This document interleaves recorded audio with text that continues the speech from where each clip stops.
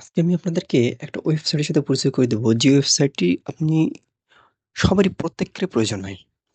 এই ওয়েবসাইটটির মাধ্যমে আপনি আপনার যেকোনো প্রত্যয়নপত্র আপনি সংগ্রহ করতে পারবেন। আপনার ইউনিয়ন পরিষদে যেতে লাগবে না, আপনার পৌরসভায় যেতে লাগবে না, কোথাও যাইতে লাগবে না।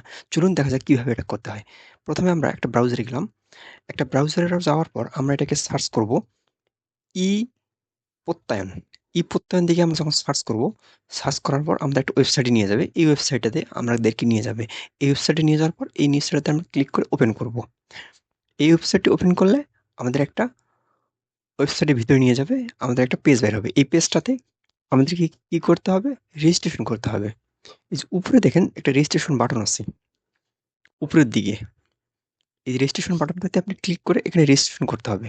এখানে রেজিস্ট্রেশন করার পর আপনার এখানে বিভিন্ন ধরনের তথ্য, এখানে আপনার চাবি তথ্যগুলো আপনি সুন্দরভাবে তৈরি করে দিবেন।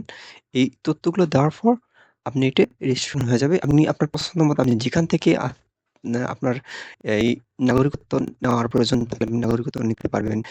আপনার যেকোনো প্রত্যয়নপত্র দরকার হলে আপনি এখান থেকে নিতে পারবেন। কোনো সমস্যা নেই। আপনি আপনার ইউনিয়ন পরিষদে যাওয়ার কোনো প্রয়োজন নেই। আপনি এখান থেকে খুব সহজে প্রত্যয়নপত্র সংগ্রহ করতে পারবেন। ধন্যবাদ সবাইকে।